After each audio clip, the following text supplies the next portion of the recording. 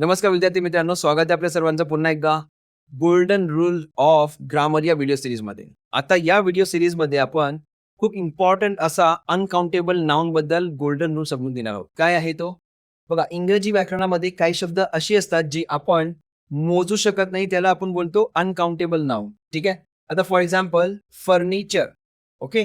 Furniture, information, luggage, advice, poetry, scenery ही शब्द आणि ह्याच्या व्यतिरिक्त असे बरेच शब्द आहेत ज्यांचं आपण कधीही प्लुरल करू शकत नाही. त्याला आपण एस किंवा ईएस लावू शकत नाही. म्हणजे बेसिकली त्याला आपण प्लुरल करू शकत नाही. मग अशा केसमध्ये जेव्हा आपण सेंटेन्स बनवतो त्यामध्ये आपल्याला मिस्टेक नाही करायची. जसं की आता हा सेंटेन्स बघा, आय हॅव मेनी फर्निचर्स. आता फर्निचर्स हे चुकीचं आहे.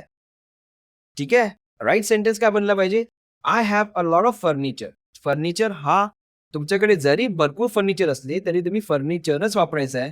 पण भरपूर फर्निचर तुम्हाला दाखवायचं असेल तर तुम्ही लॉट ऑफ हा वर्ड यूज केला पाहिजे. ठीक आहे. आलं लक्षामध्ये? अनदर वन, गिव्ह मी सम इन्फॉर्मेशन्स. मला काही माहित्या द्या. चुकीचं आहे.